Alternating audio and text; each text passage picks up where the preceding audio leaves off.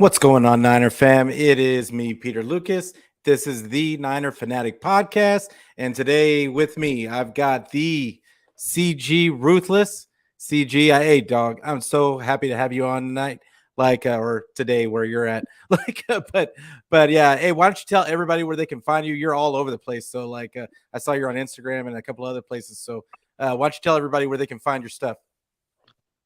CG, like, you guys can find me under CG Ruthless Network. That's where I do most of my interviews with athletes and other content creators. And then my other channel, which is CG Ruthless 49ers Talk, it's kind of becoming the more popular channel.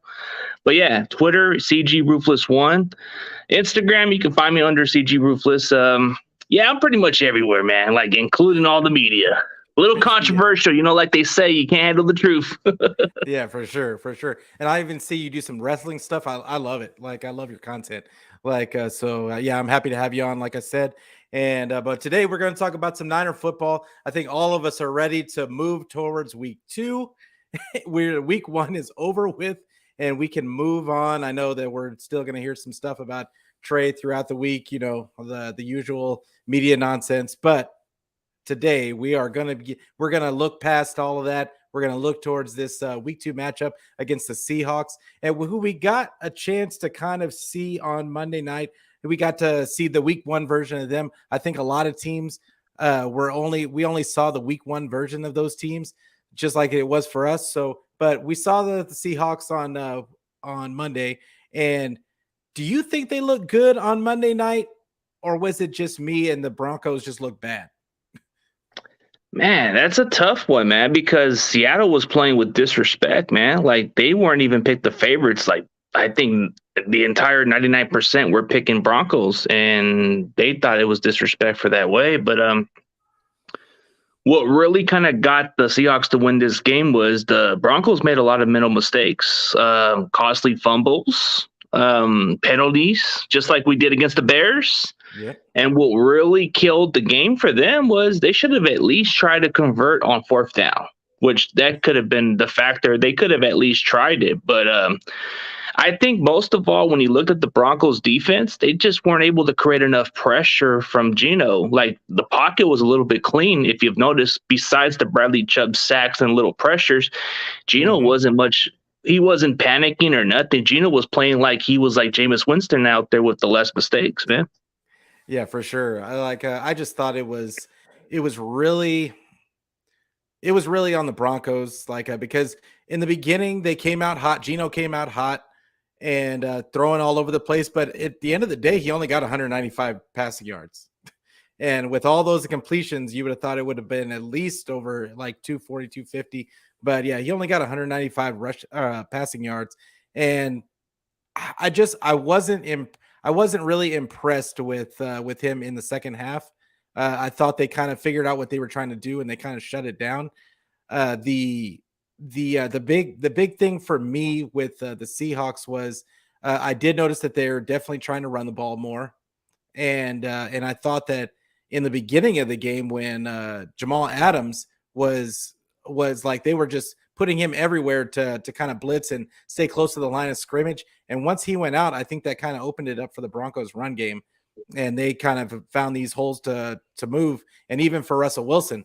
So I think once he left the game, it was a completely different look, because all of a sudden the Broncos started moving the ball at will.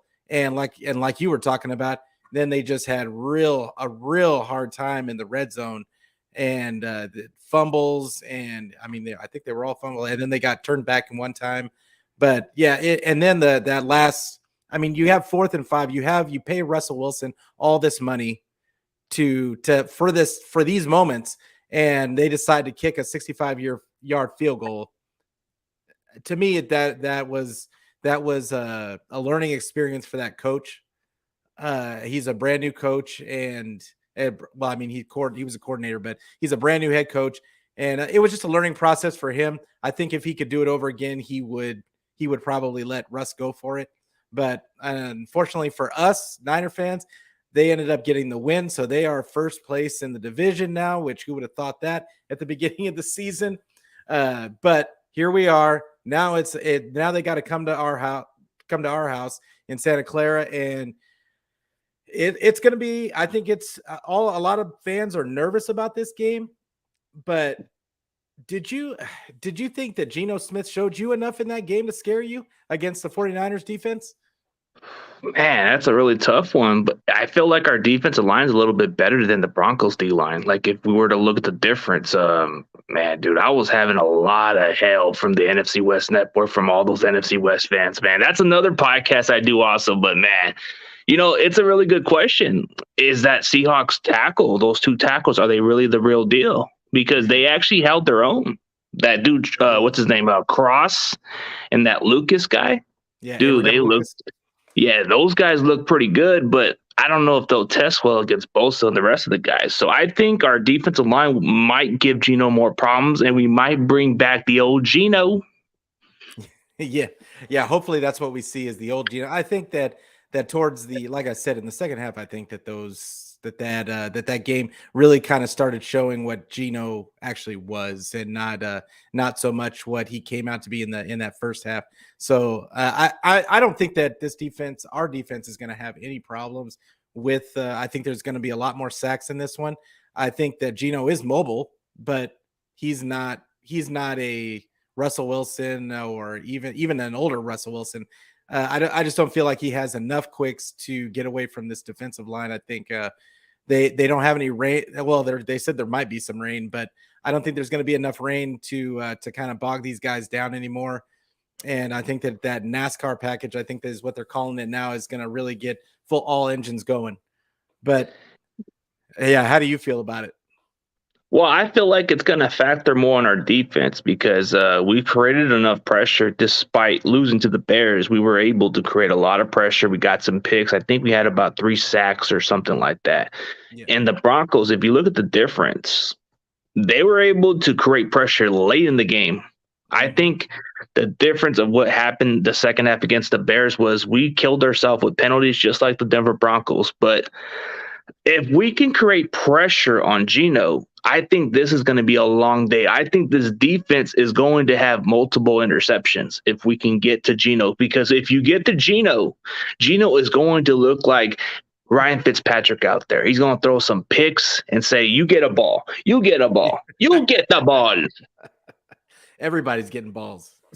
That's what we got to do. But so do we see let's move on kind of to the 49er defense, like the 49er offense, and specifically Kyle from a offensive game plan perspective. What's your expectations for Kyle from a game plan perspective in this game? Because I'll be honest with you, I was a little underwhelmed in the beginning. I thought it was all looking great. Like they were breaking out all the bells and whistles and they were moving the ball. And it seemed like he kind of went away from that and went to more vanilla in the second half. So I don't know how you felt about it, but how do you feel about the game plan going into this game? I feel like the difference of this game was, man, we just got to stop being cute at times. Like you said, we were being too little vanilla. I think we need to start giving chances to these running backs because Wilson, I don't know. Wilson just isn't cutting it, man. Averaging less than 3 yards a carry on these attempts. And then you're running it with Debo. I thought Debo was supposed to be more of a receiver, not too much of a running back. But like you got these young running backs, like why not you give them the chance? I mean, Elijah Mitchell's out. I get that part. He'll be out for 2 months, but I feel like we need to feature more of the other running backs, not use Debo to the fullest, maybe just 3 to 4 carries and that's it. And then just let him do him. That's how I would use Debo. But the thing that went wrong was I think McGlinchey needs to step his game up a little bit, man, because Little you, bit. you you got beat. You got beat by a rookie in the 5th round. This guy beat you and sacked Trey Lance. And as far as Trey Lance, I get that this is just his full time being the first time of a starter because he's got 2 starters before that game. I feel like his accuracy does need a little bit of work. Like there was a couple of missed pass plays that he could have easily got, but it takes time. He could have got that touchdown to Croft, but threw it a little bit over. And then that Juwan Jennings pass, got to work a little bit better on those passing plays. And he's got to and Shanahan needs to learn how to use Trey right. Don't make him run like a running back, please. Yes, You're going to hurt this. You're going to hurt this guy. I mean, I get it. At some point, he's going to get hurt mentally. Yeah, I would say that was one of the things that I said in my last show is when we did the rapid react, like it was, I don't want to see a bunch of QB power. I just don't want to see it. Like I think that he's not Josh Allen. Stop treating him like he's Josh Allen. He's not as big of Josh Allen is like a tank, and he is not that. And even when they were using Cam like that in Cam's prime, you saw what it did to him, like in the long run. And I just feel like that's not the way we should be using Trey. Now, granted, it's not my team. Like it's Kyle's team. He knows what's best. He should know what's best. But at the same time, I'm not a fan of the whole using our QB as a battering ram to get first downs and like that kind of, maybe just for sneak purposes. I could see it. But you're right about the throws. Like, of course, there's gonna be ups and downs with Trey. This is his first year, like really with the reins of the team, and there's going to be some ups and downs. The kid is 22 years old, and he's going to miss some throws. But he also made some throws in this game that were pretty nice throws, and especially in those elements, not to give him any excuses about the rain and like all that kind of stuff.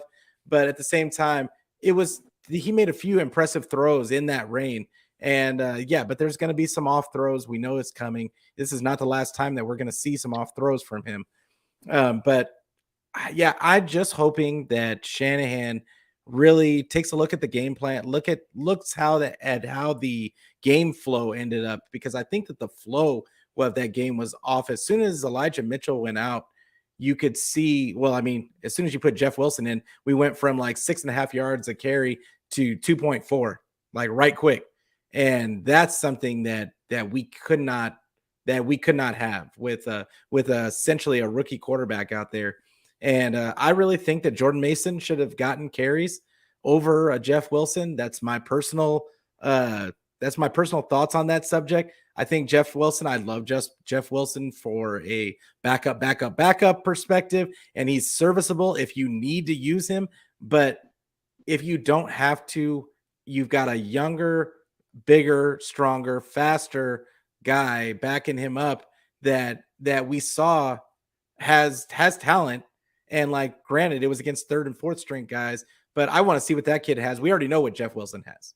So I would rather see what Jordan Mason was capable of in that. And I'm hoping that, but I think Shanahan's going to go right back to Jeff Wilson, but I was hoping we'd see more of TDP and Jordan Mason in this next game. But unfortunately, they went into, I mean, I shouldn't say unfortunately, because they do need the depth at this point, but they went out and got Marlon Mack. I'm hoping that they don't with those two instead of their young Sable. Those guys got to get reps too, just like Trey does. Those guys got to get reps too in the game and feel it out. So I don't know how you felt about the running back stable that we've got right now. The problem with Shanahan is like, is he treating Ty Davis Price like Trey Sermon? He's getting the Trey Sermon treatment. Yeah. I've heard this excuse last year. Oh, it had to do with the special teams factor. We all knew what happened from there. Is this the same treatment we're getting with Ty Davis Price? I mean, I still can't get it. Like, even if it was, but he still needs to be active. Yeah, for sure. Like, I mean, he needs to be in the game, because we, like, not just so we can see it, but honestly, I think that you can only tell so much from practice. Like practice. I mean, because Jimmy was a terrible practice practice player, guy. and and he was always a terrible practice player, but he would get us through during the games. And I think that same could possibly be said for those running back. Who knows? But we won't know if you don't put him in there and don't give him some reps. So Yeah. I mean, at least give him a couple of carries. Just throw him a bone. Yeah, just see what he can do. And if he doesn't do too much, then oh well, at least you gave it a chance. And then just let him keep practicing better. Then maybe you'll give it a chance from there. But I mean, they could have at least tried to give Mason the carries, but why they keep going from Debo? Debo, I think Debo would only be viable if you use him later in the season, not now. Yeah. I completely agree with that. I was it felt uncomfortable almost the way that they were using Debo and Trey so much in the run game. Because I think especially in those conditions, it was just and Trey took a hit that, yeah, like I mean, I don't want to go back to Trey taking hits again, but like he took one that was really it really made me I thought he was hurt.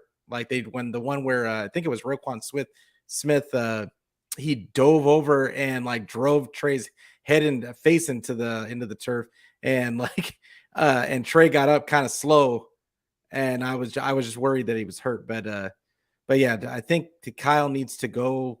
I think Kyle and I hate telling Kyle what to do because he never does what we want him to do, but we've seen that Kyle can be a genius at play calling. We've seen it.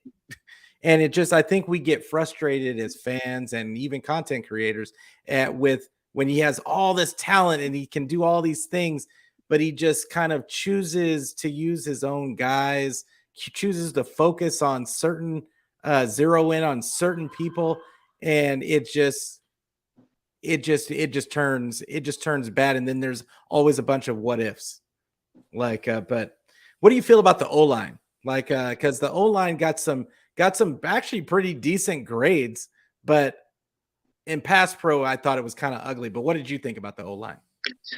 As far as the O-line grades, I mean, yeah, the pass blocking was a little bit off. The run blocking was outstanding. Out of all the guys who graded better, you had Trent Williams, even though he didn't play like exact best, but he still was graded better. But Spencer Burford, you'd be surprised, the guy had a high grade as a blocker, even for that one little play he messed up on. But the rest of the way, he didn't create no pressure or nothing. Like, it's just, I think we got to steal with this kid. Aaron Banks, the jury's still on him. McGlinchey, we all know he can't pass block to save his life. Jake Brendel, I don't know why we even try to be giving chances like, hey, you get an opportunity to take this job. Why not we just get somebody to play center? I don't get this. Jake Brendel was graded the worst. Yeah. I like, and he had us all, he had me fooled because the way they were so confident in bringing in, saying that he was going to start. And then to see him in preseason, he actually was pretty decent in preseason. Like now, granted, they weren't going against the ones in preseason, but I'm just, it's really kind of exasperating when things like that happen because I think everybody wanted them to get a center, and we didn't even draft a center. Like we're waiting on Mac to make a decision. Yeah, well, I mean, this is the thing: if you're waiting on Mac, even if you're waiting on Mac to make a decision, you're gonna need a center for the future, correct?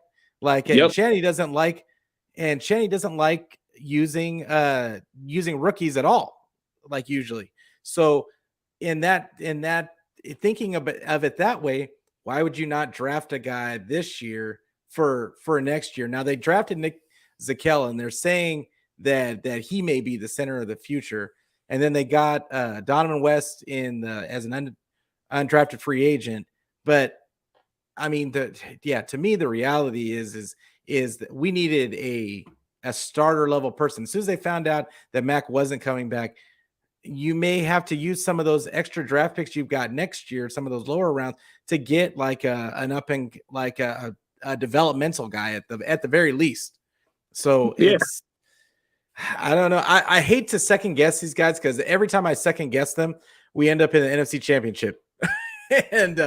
Or we end up in the Super Bowl. Like it's crazy, but it's just so frustrating for us fans. For a lot of the fans, the journey itself is just frustrating. when you think that it could be so much easier, and they just like to go the tough road every time. I don't know how you feel about it. I don't get what Shanahan sees in Brendo. I don't understand what they really see in this kid. He just isn't it. Like, if you were that good of a player, you would have had more starts in the league. But you've been a journeyman for 6 years in the league, and you're like almost 30 years old, bro. Like, you had like, what is it, 5 games played, 2 career starts. Now you include 3 career starts, but I just don't see it, man. You either have it or you don't. And to be honest with you, a lot of teams have passed you, and you think Shanahan and the rest of the front office are thinking, oh, we can make this guy's going to be good. Well, he ain't. Yeah, He just ain't the guy. And please stop using Brunskill. Stop using him as a center. He's just not it. Well, he looked worse. He looked worse than Brendel in practice, in training camp. That was why I think that I know he got hurt, but they were saying he couldn't even get the snaps off. Like, so yeah, I just think it was a bad planning job by the front office, but we'll see how it ends up. Like, who knows? Maybe that's who they trade Jimmy for. Well, we got this. Well, we got this one offensive lineman from the Browns. I think he can play anywhere in the spots. Blake Hance. I think we need to try him at center. I think he's played every spot. I mean, you could try him. I mean, what's the worst that could happen? Like, what's the worst? He can't be no worse than Brendo. Yeah, like I know he can't be any worse than Brunskill at center. So I just think that it is what it is. I think that Kyle's going to do what Kyle's going to do. It doesn't matter what we say or what we think of what they do. They're always going to do it their way. They don't really take the what everybody else thinks. But then for every guy that they draft that we don't agree with, then they get a Samuel Womack. then they get a Spencer Burford. Then they draft a Drake Jackson. Like, Drake Jackson actually looked good in the reps he had too. So you get upset, but then they end up hitting on other players, and it is what it is. But let's on to back to the running backs. Do you think eventually which of these running backs do you think eventually gets the bulk of the carries for the 49ers? I mean, consistently. At some point, they might just have to let it be with Ty Davis Price. He's built to take a lot of hits. He's a physical running back coming from LSU. I mean, it wouldn't hurt to try Jordan Mason. He's got less tired wear from college. It's got to be one of those two guys. But it wouldn't surprise me if Shanahan just goes with Marlon Mack like a week later and trusts him. Like, Shanahan just has no idea. Like, dude, you drafted these running backs to play, not to be on the bench. Yeah, I agree. I think that I know who I would want to see, but I think that eventually they're gonna go with Jeff Wilson.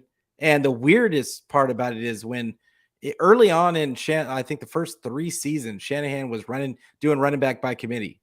And ever since I guess it started last year, he's just been riding whoever the one guy that's healthy, he's just been riding it until the wheels fall off. And I feel like that's how Elijah Mitchell got hurt. He obviously is not a bell cow guy. So I think that it would have benefited him to use the committee. Yeah, but why do you think Kyle has refused to go back to running by the committee and keeping like fresh legs in there? He's a stubborn guy. He thinks because Mitchell's working, hey, let's just keep giving him the ball. That's just his way of doing it. And Wilson's just that one reliable guy that he can trust, but he can't even average more than 3 yards a carry at this point. So if it's not working, sorry, Wilson, you might need to be benched, bro. For sure. We can't take those we can't afford you to just average those kind of yards. Maybe for a receiving back role, you can catch the ball at the backfield, but just stay on the bench and let guys like Ty Davis Price or Jordan Mason take some of that load. Yeah, absolutely. How many carries do you think Debo gets in this game? Man, that's a good question. I'm hoping it's not that much carries, because the more we use Debo, I think he's gonna get hurt. because he's more of a receiver, but I get he can take a lot of the hits. But if I'm guessing, it's probably going to be a raining day, and they're probably going to play it smart, but they're probably going to use Debo in some perspective. So I'm guessing they're probably going to go with 4 to 5 carries, maybe. Yeah, that's what I'm hoping. I'm hoping that he doesn't have another 8 to 10 carry game, like what I think. Well, that's what I think is coming. I hope that it's only 4 to 5, like you're saying. I'm hoping so, but I think if they're that stupid, they're probably going to go 8 to 9 carries. Yeah, and hopefully Debo can stay healthy. But I mean, he's shown that he had a bunch of those games last year, and he showed he can stay healthy. Like later on in the season in the playoffs, it kind of looked like he was starting to feel it a little bit. Like, but I think like right now, I think he'll be okay. But I think they need to get him down to where he's only getting, honestly, no more than 3 to 5 carries a game. Like it needs to be a change up. It doesn't need to be just fastballs. Like No, it I'm doesn't running need to back by be their committee. main pitch. Yeah, I think they need the committee and they've got so many similar backs when they drafted TDP and they got Jordan Mason. I was like, and you look at Trey Sermon at the time, and I was like, well, they got all these really similarly built running backs. I thought for sure they were going to go with the committee and just keep bringing out the same guy, like, but not that way. That's the problem right there. Like you said, there's very too much similar backs. Like the only advantage that goes on for Ty Davis Price, he does have a little more speed than those other backs. Like I think he runs a sub 4.5, and he's very explosive. Jordan Mason, when you look at the way he runs, he kind of runs more like he's a 4.4 or 4.3 guy. If you open those lanes, bro, like I don't know how they do this, but they need to start doing some committees, because then it keeps the fresher backs, and then if the other back is more effective, keep using him for just a while, and then until he gets slowed down, then go to the next one. That's how I would do it. Just wait until that other back is like until he gets like wear down or tired a little bit, then you can just let the other back go in. That's how I would do it. Like go with the hot hand for a minute, and then as soon as that one gets slowed down, next one come back into the lineup and then get this guy to get some carries. Yeah. No, yeah, like honestly, we could talk all day about what we would like to see, like, but and then we're gonna get ourselves all worked up because we're gonna be like, okay, this is what you do in this situation, and like this is what they gotta be planning on doing, and then we're gonna get into the game, and they'll be like, why did Jeff Wilson get 25 carries and he got hurt? Like, so it is what it is. But let's move on to Trey. Let's get ourselves in a better mood. Let's talk about Trey. How much are you encouraged or discouraged by the last game? And what are you looking from him in this game? So to go with two sides. Okay, the way I feel encouraged by Trey is the experience. Like I get that he was playing through a tough, difficult environment. I thought he kind of showed himself a little well on that side. He throws some passes that's really spectacular, something that Jimmy wouldn't do. Like there was just a couple of good passes that definitely were game changers right there. Yeah. He was able to be smart and move the chains when nobody was open. I liked how he was able to move away and get that first down if nobody was open. And there's a lot that he can definitely build on for the next game. But what makes me feel encouraged by him is those missed throws. Those were passes that definitely could have been touchdowns or at least in good position. Yeah. Him holding on to the ball, he needs to work on quick release a little bit. That's all. As far as the footwork needs to work, I think he needs to work on going back to sliding down, because we don't want to get hurt, man.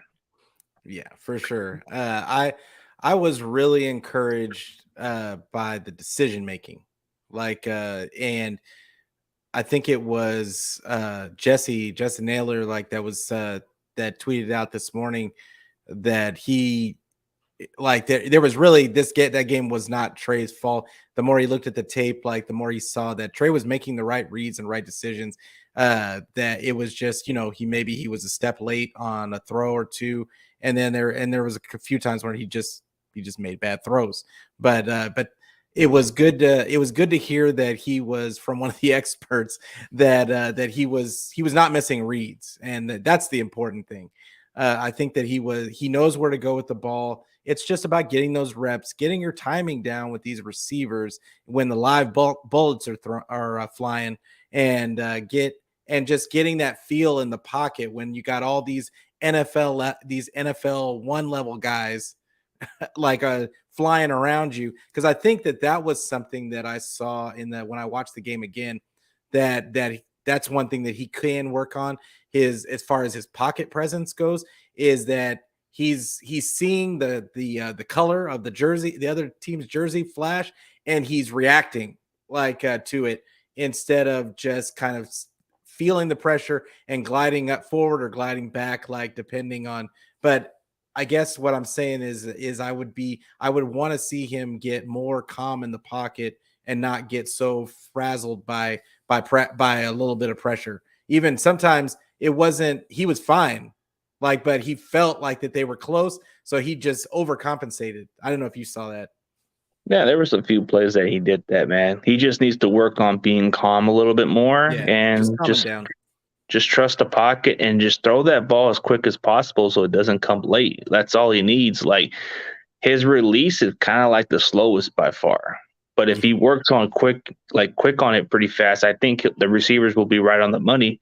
Like you said, his read is outstanding. Like, when he reads where the receivers are going to be at, or whoever's the open guy, he's right on the money. There's just a little bit of off throws on his game, but that's definitely coachable. And I think the next game, that will be a telling story, because he's going to face a much different defense than the Bears. I don't see this defense creating as much pressure. Maybe they might give him a little pressure here and there, but I think he's going to adjust pretty well. Yeah, I think they're going to blitz the hell out of him. I think that they're going to blitz. I think that's what Pete Carroll's strategy wants to be. The Seahawks have kind of gone to a more of a 3-4 look, and I think they're going to be trying to blitz him and try to create pressure that way, and see if he can take. And especially watching the 49ers tape, that's what I would try to do if I was them, is try to create some pressure and get him off of his spot, so that he can make some of those errant throws. But that's what, like you said, that's what's going to be interesting in this next game, is that let's see if the kid learned for anything from this last game, and it's not going to be a monsoon out there this time. So he shouldn't have the problem with slippery ball, the heavy ball, like people were talking about today. There shouldn't be any of those excuses. So now it should just be about him making his reads, getting comfortable in the pocket. And even if he has to get on the move, he still at least he knows where to go with the ball. And that's what I'm really looking for. But what do you think his usage looks like? Like, how many passes do you think he throws in this game? Depends on how many times we're going to throw the ball, and it depends on how the running game works. If this is a favorable matchup for him, if you look at the way how Russell Wilson was able to torture that Seattle secondary, he put on some good stat numbers, just even though it was a little turnovers here and there. I think if Trey just capitalized, we need to just get him to throw the deep passes, because that's where the Seattle secondary screws up, because they either give up the big plays or they give you those big chunk of PIs. That's where you need to take your shots at. And that's what we need to do. And I'm hoping that they do use Danny Gray. You need to get Danny Gray out there. This is a perfect game to put him out, because Seattle secondary, they're not going to have a good day with this kid, because having Danny Gray does give him the respect his speed. Yeah. And then it gives Trey the option to take a deep shot with him, or just look to find a way to get Ayuk or Debo involved, or whatever way. Or, I like some of the plays from that Bears game. That Jennings play was a good play. But if I were to be brutally honest about this play, that play was more perfect for Danny Gray, because Danny Gray had that speed. When you look at Jennings, no disrespect, I like the guy. You weren't going to get a touchdown off that play, man. Yeah, That play no. was perfect for a guy like Danny Gray. Yeah, unfortunately, Danny Gray. What they didn't put Danny Gray in because I don't think that they thought that they were going to do a lot of long passes with the way that the rain was, and plus, I guess Danny Gray doesn't really play special teams either. but yeah, it is what it is. Like, so how? Speaking of the wide receivers, let's get on the wide receivers now. And how do you think? I think all five of them are going to be eligible this week. So it's how do you think that they perform this week? Do you think there's going to be any difference in the kind of the amount of receptions? I'm hoping a big production, but I think it's going to be a lot better than last week because last week it was just a Monsu. I think it's going to be a little bit more of these receivers getting some targets here and there. I gotta say, Jennings stood out, and he's kind of making a case to be one of those guys that you don't want to sleep on. So he was our leader receiver against the Bears. I'm hoping that Ayuk and Trey Lance build that chemistry again because it seemed like they had it, but just the timing and all that stuff was a little off. Yeah. I'm hoping that Debo gets involved more. Some of the plays with Ray McCloud it's very favorable if we use it the right way. Like some of the plays were perfect for him. I think we just need to figure out some way to put Danny Gray out there. But like you said, they might just look for special teams, but I'm pretty sure they can make room for other players to play special teams. You need to put your best players out there. Oh, yeah. I think this week Danny Gray is going to be out there because I don't think that rain's going to be a factor. There's not going to be an excuse to keep him off the field. And yeah, I think that it's going to they're going to take some deep shots in this game because what I did notice about the Seahawks on Monday was that their corners are big. They're big corners. And but they're more penalized too, so that's the problem. Yeah, they're big corners, but they're not. I mean, they're gonna get burnt. Like they're gonna be susceptible to speed, too. And so yeah, just like you said, they're more susceptible to penalties. They're gonna do a lot of grabbing and clutching. So maybe we get the penalties that go for us this time, and not the other way around. Yeah, not like the Broncos. Yeah, but do you think that Debo is going to be the focal point, or do you think Ayuk is going to we get to finally see the full Ayuk, the ability of Ayuk and the Ayuk offense? Ooh, that's a really good question, man. Like Debo's going to get a lot of his touches. I think it's just Debo for sure. But Ayuk, it wouldn't surprise me if he breaks out against the Seahawks. So I want to put it on Ayuk because this should be his breakout game. We already know what Debo's going to do. He's going to be an all-purpose player, so he's going to do his job. Yeah, that's the way I see it. Like I see that Debo. I think Debo's going to get his touches in the running game. He's going to get like maybe 3 or 4 passes. Like I think he's probably going to get about 5 or 6 targets. But I think that's going to leave it open for. And we still don't know what's going to happen with Kittle. If Kittle's not playing in this game, then I would expect Ayuk to get about 8 or 9 targets. I want to see more Jennings. I mean, Jennings is going to be a factor just because he's always there for them on third downs. And even though everybody was complaining about the drops in the preseason, the kid just seems to be a gamer to me. He's just not a practice player. But when it comes time, he makes those plays, and I just love his attitude. I love his attitude. I love the way he plays. And so I would love to see Jennings get involved too. But I think this is one of those situations where they're going to take advantage of Ayuk's ability to just get open. And yeah, without a doubt. Like I think that's where you're going to see Ayuk get more involved. But in the red zone, like in those goal line situations, this is where I would put Jennings at. Jennings is going to win you the contested catches. Yeah, definitely Jennings in the red zone. Like, hopefully they don't even have to it won't even become like that. Maybe they can just get they don't even have to worry about the red zone. They just get the touchdown outright. Yeah, or a Ty Davis Price touchdown where he runs over one of the Seattle secondary and go bam, like full beast mode.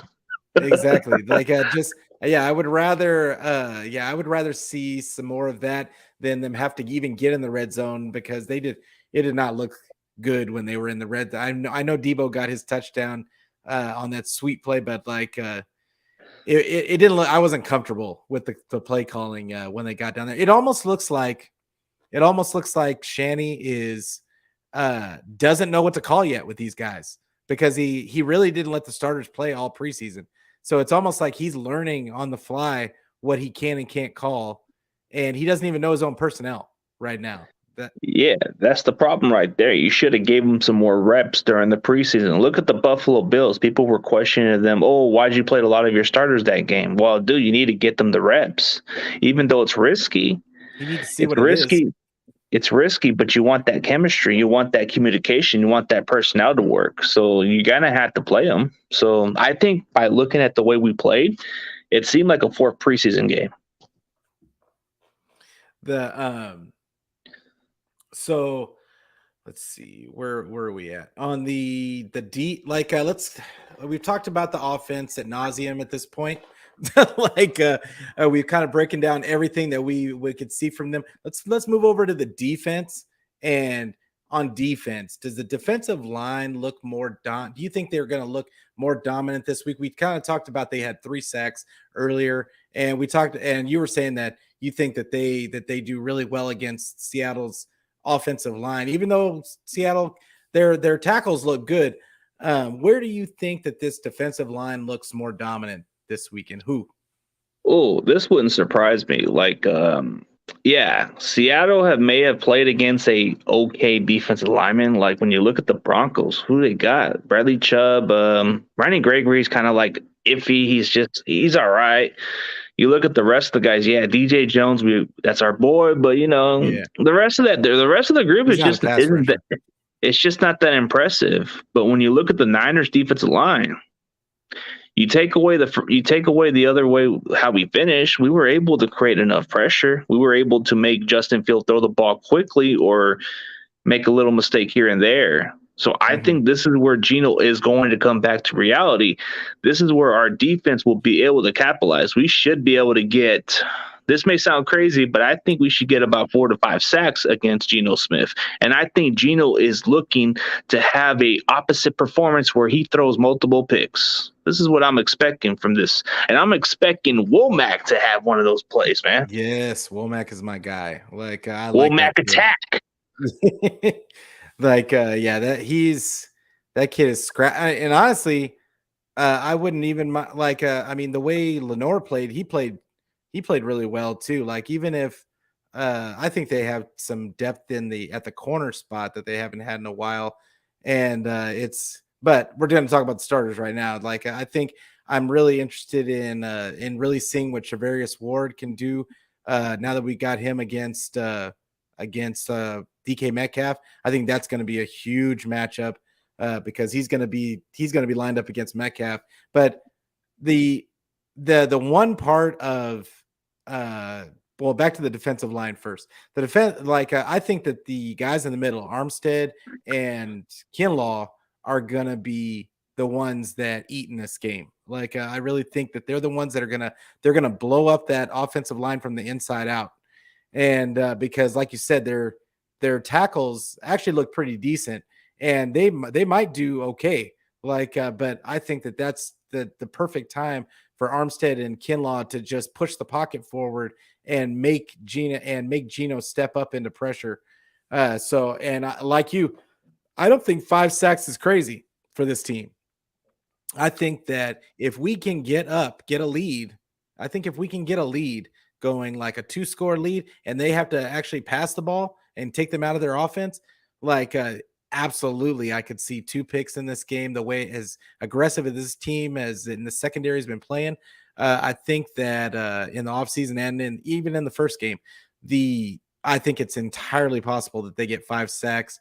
I think I'm almost thinking that they may get 6 or 7 in this one. Okay. You're a little bold right there. Okay, but I just think realistically, this is variable. Like you're gonna see Geno move a little in the pocket, but then he's gonna make that little mistake and get hit. So it's like Geno's not that mobile. He's like very slow at that position, but he's kind of just a guy that's gonna take a sack or 2. But I think as far as him, the reason why he played so well because Denver's defense just wasn't doing enough of the job. So Yeah. I just think the Niners are going to give him more of a problem. The only difference is he's not Justin Fields, so he ain't going to run for his life like that. Yeah, I don't think he's gonna. I don't think he's gonna be able to get away, and that's the point. Is I think he's gonna have like 2.5 seconds to get rid of the ball. If it's not out, he's getting sacked, and and I think it's gonna be like that all day. But I think that they want to run the ball. I think they're gonna want to run the ball, and I don't think they're gonna be able to run the ball because I think that was something I was really pleased to see in the last game, in the game against Chicago, was that they kept that same run defense that they had last year, which wasn't allowing teams to do anything, and especially up the middle. So it was, I just have a feeling that the defensive line is going to dominate this game. I'm a big proponent of the defensive line, but how, because I could sit here and talk about the defensive line all day, but Yeah, we can go all day, man. but the how moving on to the linebackers, how short of a leash do you think Greenlaw deserves going into this game?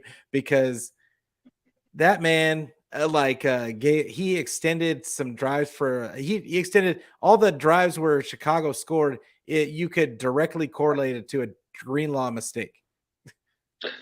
Man, what kind of leash should he be on? I mean, I think they just need to have a little talk with him, like after the game, or have a little meeting with him and say, "Dude, can you play right and not play stupid?" Or have one of the coaches like come to him and tell him, "Dude, hey, I'm not gonna, I'm not gonna make it hard for you, but can you stop making stop making foolish penalties at least? Right. Like, can you just do your job right and not get too over aggressive, because sometimes those kind of plays that Greenlaw does, he makes some great plays, but those plays were costly. But is he going to be on a leash? I don't think they're going to even bench the guy. I think he's more of a good player in coverage, solid guy. He missed a little here and there, but he can make the plays. That's what Greenlaw is so good at. But yeah, his boneheaded plays were costly. So I think as far as a leash, they just need to talk to him, or at least put him in a doghouse for this one game so he can learn something and not make another mistake again. I just think that they're so deep at linebacker, and they've always shown as guys goes down that somebody steps up at linebacker. And So I Oren just Burks, yeah. Well, I'm thinking even of Flanagan Foles, ooh, uh, because he played well last season when he had to come in, and I just think that Greenlaw can't sit there and just rest on his laurels of I make big plays, so like I've made big plays in the past, so that just makes it okay when I just completely miss my assignment multiple times and I'm getting called out in the media by Bosa.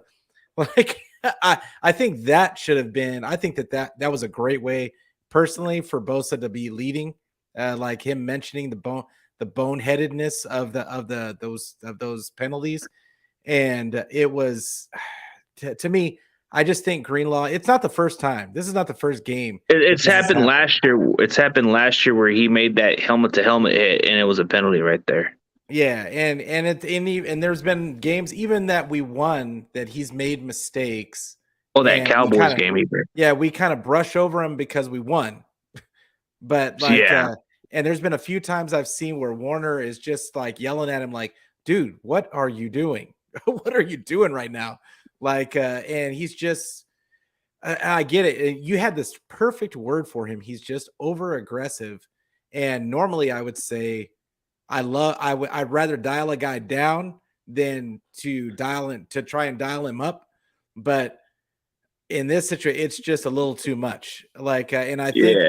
I think it just depends on what kind of shape Aziz is in. Like I know that they said he's still in the concussion protocol, so if hopefully he gets to play, but hopefully they don't need to use Greenlaw as much. And but Yeah, if it was me, he would have a very short leash, yeah.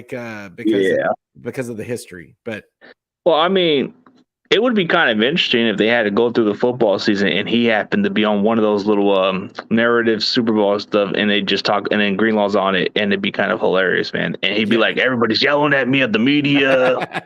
I was in this position. I was put in this play. I was screaming at my teammate. I screwed up.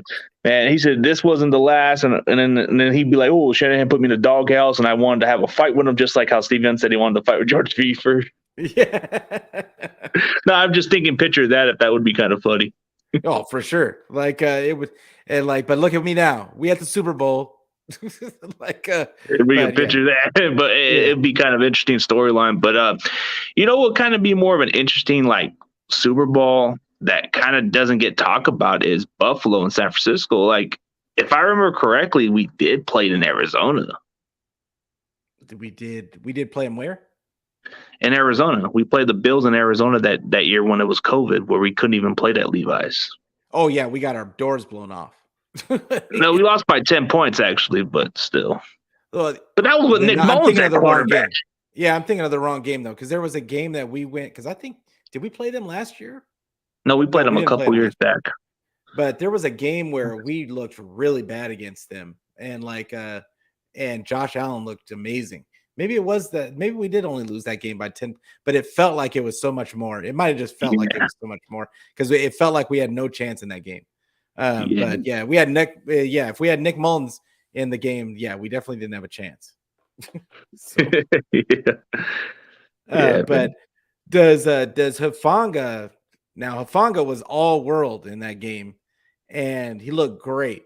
Now, does he look as good this week, or was it just kind of because of the opponent that we had against the Bears, and they really couldn't stretch us vertically or like anybody to pass to. So I'm just interested to see your perspective on if Hufanga is going to look as good as he did week 1.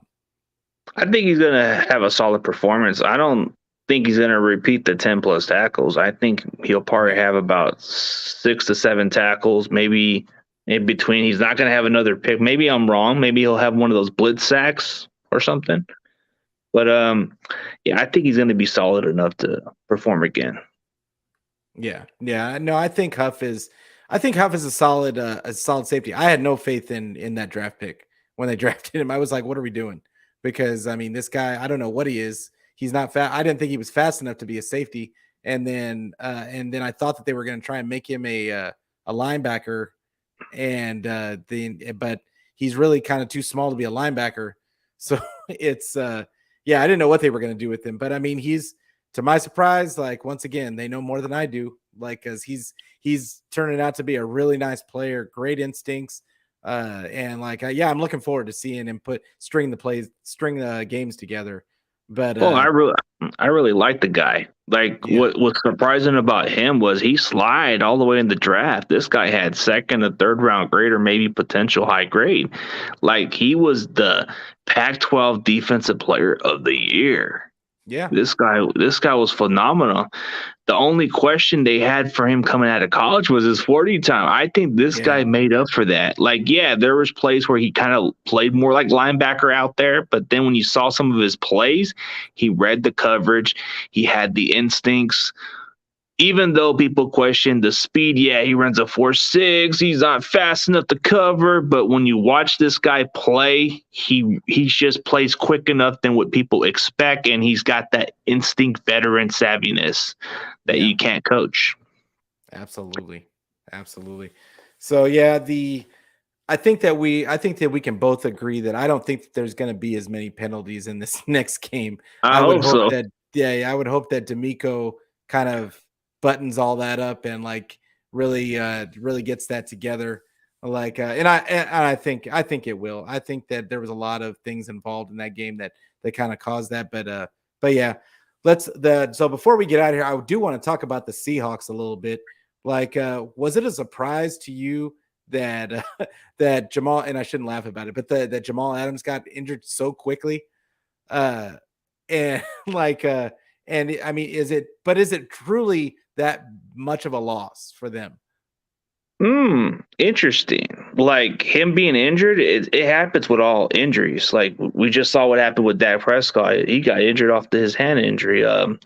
I think what really affects the Seahawks defense is Jamal Adams' ability to blitz, Jamal Adams' ability to read the coverage at times, even though he's not a ball hawker. But when he gets in position, he makes the plays. I think that's what's going to really be a huge loss for them a little bit. But they do have the depth pieces, but it's not going to be as productive as Jamal Adams. What really makes Jamal Adams so good is he can blitz. Mm-hmm. So yeah, I think it's going to hurt their pass rush because I think that they wanted to use him as a blitzer. I agree with you.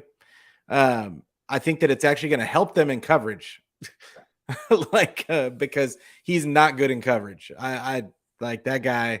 He doesn't have the coverage ability that I would want as he's exactly what I just explained that I thought Hafanga was like, which is I mean, he gives I you just that. don't think he can cover. He gives you that fear, like the intimidation, like he's going to hit you. Yeah, his coverage may be a little off, but what makes him so unique is he gives you that Cam Chancellor vibe a little bit. That's true. Like I could see that. Yeah, I could see that. But I'd even think, I would even take Cam Chancellor in coverage over Jamal Adams. but the way he hits, yeah. Yeah, but what I would say is that I was just shocked that he got hurt so quick, because it just seems like he's always hurt. Ever since he's gotten to Seattle, he can't play more than a game or two without getting hurt. And then they re-upped him on that deal, and now they're stuck. They're stuck with him for years, because I don't think they can even trade it. I don't even think that his contract is tradable. So I don't know. It's a bad situation all the way around for them.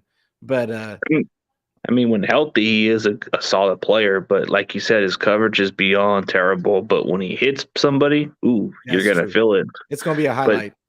But the blitz, he's a blitz man. Like he's gonna blitz. He gives you that old school fashion of what Adrian Wilson was. That's a good name. That was a good name. Like, I like that comp. But why do you think Tyler Lockett is so disrespected and constantly goes unmentioned on this offense? They don't mention anybody but DK Metcalf on offense. Oh man. Like anytime nobody brings up Tyler Lockett, man, they need to be put in their place, man. That guy does everything for Seattle. This guy is reliable, consistent. You don't see much drop passes from this guy. DK, you see his game because everybody's hyping him because he's a big old body. He's a speedy dude, kind of gives you that Megatron vibe a little bit.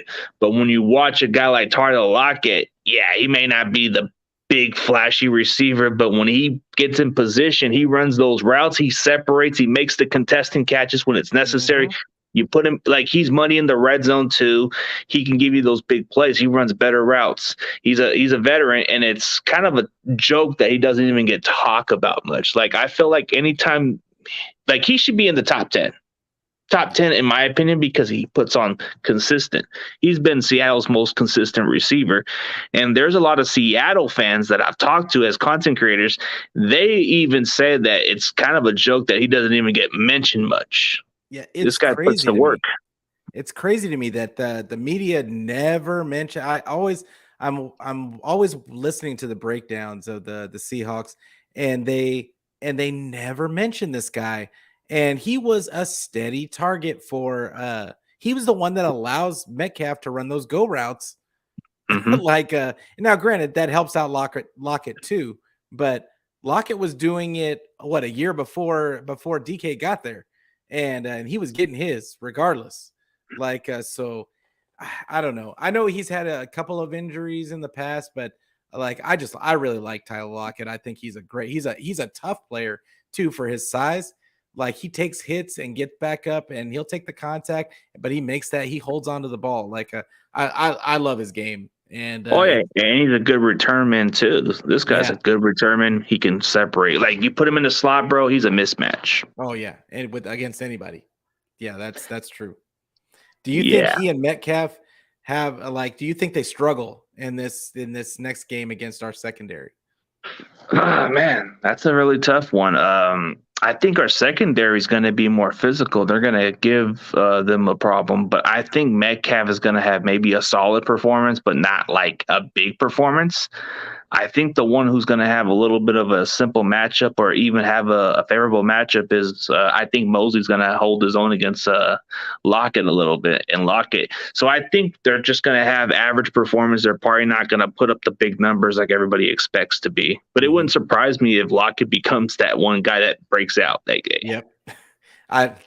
That was exactly my take. Like, I think that Lockett's gonna get some catches because he's the one guy that can run the whole route tree.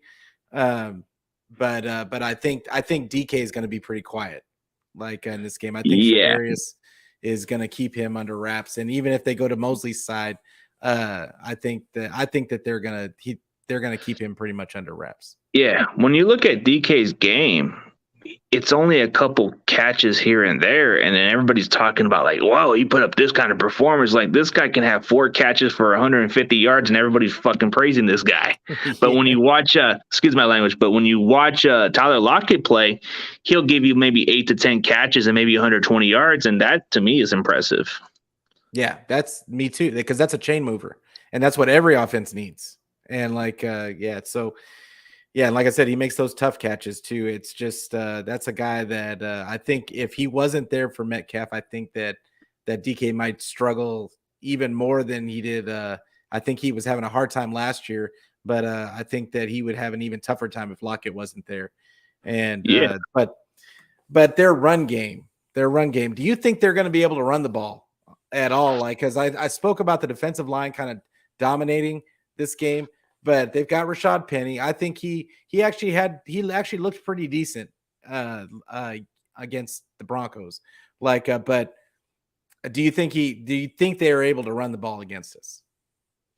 Man, that's going to be really kind of interesting because Penny did play solid. He played decent against Denver's defense. I think we're probably going to hold him up this time. So I think he's going to be limited to maybe 40 to 50 yards rushing, and we're probably just going to force Geno to throw the ball more, which is part of what our game plan is going to be. I don't think Penny's going to have much of a good performance against this Niners defense. I mean, I think we're going to be able to match up well against him because we did slow down Montgomery. The only difference with Rashard Penny is he is kind of a physical back compared to Montgomery a little bit and a little quicker. So that might be a little bit of a matchup that we might need to put our hands on. Like we gotta stop that guy. Yeah, it's going to have to be sure tackling. That's what I'm thinking with against Penny, is because it seems like he gets more yards like when he gets after contact. Because I noticed a lot of broken tackles. Now, granted, that could have just been Denver, like, but yeah, it seems like he runs hard. He's a more physical style of back, and he likes to run through tackles. So yeah, I'll be looking for that's the part I'll be looking for is that can our defensive line tackle like when they've got him down there. So, and our linebackers too. But it's time for predictions. All right, we're getting there, man. What are you predicting for the score to be on this game, and who are you predicting to win it?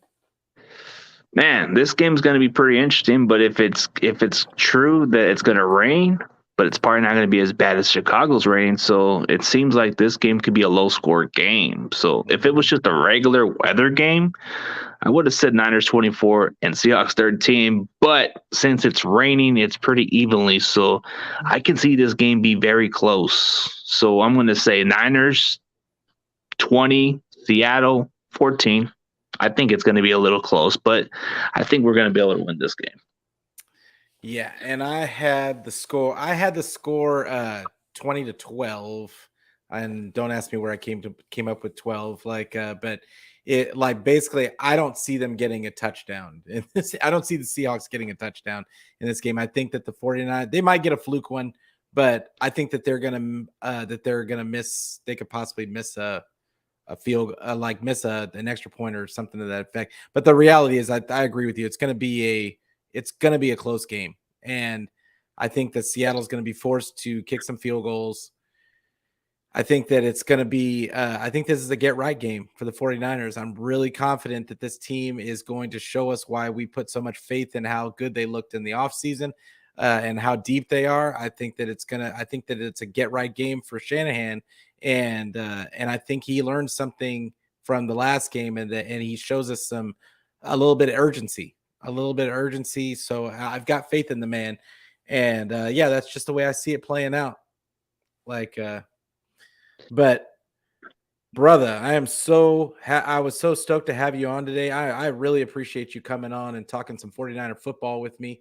We're gonna get out of here, but one more time, let the people know where they can find you on the socials and all the places where you're putting the content out there. Oh yeah, without a doubt, man. It was a blast. Maybe down the road you come on my channel.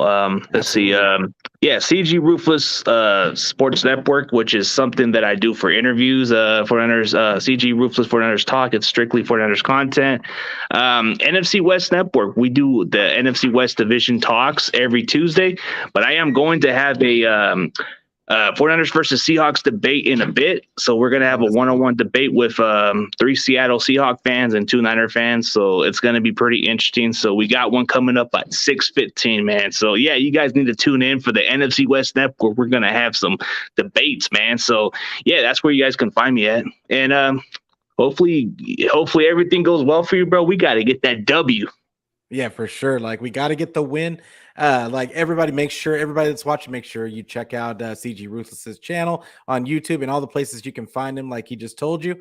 Make sure you subscribe, like, comment, bang that like button, and make sure that you turn on the notifications so that you know the next time I'm coming on air. Also, you can always find the podcast on the audio version on all the places where you can get your audio podcasts from. Where I'm everywhere. So I appreciate everybody that watched it. I appreciate the couple of people in the chat.